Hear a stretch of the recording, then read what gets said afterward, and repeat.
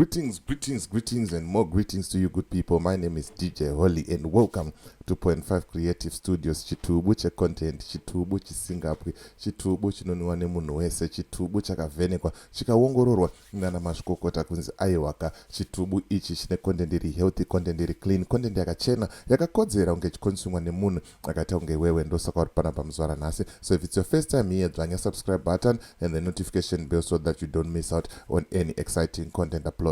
Kana ungo wagara uri mugaro wepanapa, dango kutenda nekuita sei nekukurumidza kubhadhara rent. Thank you very much for supporting Point 5 Creative Studios. Yes, zvamanje ku X kana kuti ku Twitter kuri kupisa, kuri kubvira ma1 ndisana bvora zvakadaro. Aiwa, mbavha yetambo dzemagetsi murume wekuba mari yemagetsi, murume wekubira nyika mari, ane mashoko ataura akananga kuna Fadzayi Mahere. Mukobvu anenge achitoda zvekutodaro. Saka da kuti ndikuratidza the screenshot toona kuti nyaya iyi bho here zviri kuitwa nemukobvu kana kuti bho here. But ndisandapinda munyaya iyi ndokuti kana une business raunaro kana uda kushambadzirwa ndibate, namba dzangu ndidzodzi dziri pascreen. Kana une nyaya yaunayo yauda kuti tese tifambire baba, isusu nyaya dzese tinodzifambira, hapana chatinovhunduka. Hanzi takasimbiswa tinomboshekwa zvedu mbichana 2 minutes, but toita sei tinoita tichidzoka baba, todzoka muposition, totanga futi kuita sei kupusha maworks. Handiti aiwa, hatitombomirire izvozvo and hatitombomiswe neizvozvo futi. Handitika right. Regeza tipinde munyaya vari kupisa. Vandisandapinda munyaya yangu ndikutaura kuti ngatirongekei semazuva ese, munhu ngaavhurewo ebank account. Handitika saka batai maiko panhamba idzo wovhura an FNB bank account. Chinongodiwa ipassport yako chete, nyange usina permit unovhura bank account. Handitika zvinhu zvako zvoita sei, zvinhu zvako zvoendeka. Handitika and then tiri kutaura kuti kambani ngaigare yakarejistwa. Handitika bata Owen panhamba idzo dziri kubuda pasi apo, wotaura kuti Owen ndabva kuna DJ Holly, vanotaura kuti iwewe unokwanisa kutiitira mudhiginyira wacho kuti kambani yangu ite sei irejistwa. Handitika saka kana oneka bhizimusi rako rauri kumhanya, rauri kuita, handitika rauda kuti tishambadze, ndibate.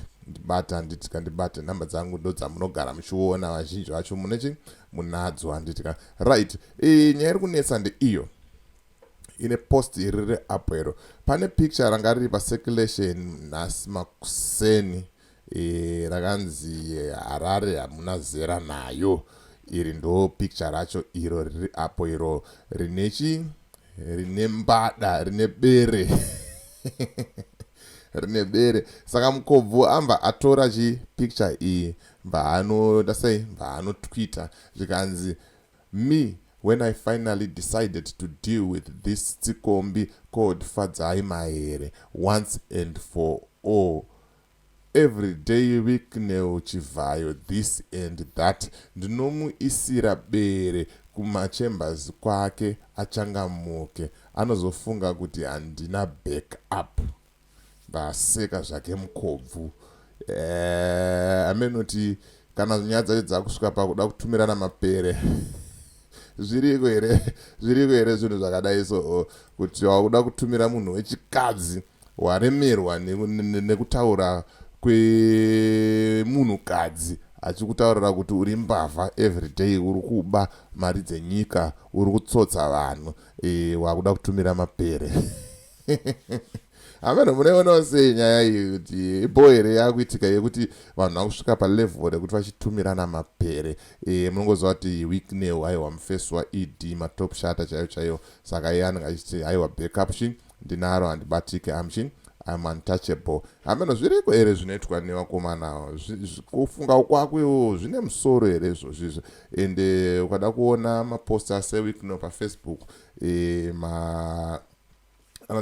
mananzvirwo avanenge vachiitwa kumabehinds uku nevasikana, maslay queen vanenge vachida mota, vanenge vachida kuitirwa mafavors, zvinonzwisa tsitsi. Ndonyatsoona kuti nyika yedu chaiyo kwatiri kuenda chaiko pana, tiri kuenda kwatiri kuita sei kwatiri kubva pakashata. Saka ndo quick update yanga ndangoya nayo kuti ndikuratidzei aiwa haini ndabo health wise ndatobo nditori fit zvese zvoita sei zviri kuendeka. ndikuona vanofona vanobvunza kuti koindava mazuva ano usikukanda kanda sterek aiwa ndadzoka full time nditika charamba chingokupai maupdate tunyaya totutu pachi semawaniro atinenge taita sei tatuita nditika. But let me know what you think in comment section kuti unofungei nezvataurwa mukobvu namukobvu kuti ada kutumirani, ada kutumira Fadzayi Mahere chii Mapere aiwaka. As for me DJ Holly and the rest of the crew behind the scenes, tuti is bye for now. Ngasangane mchi mu video rinotevera.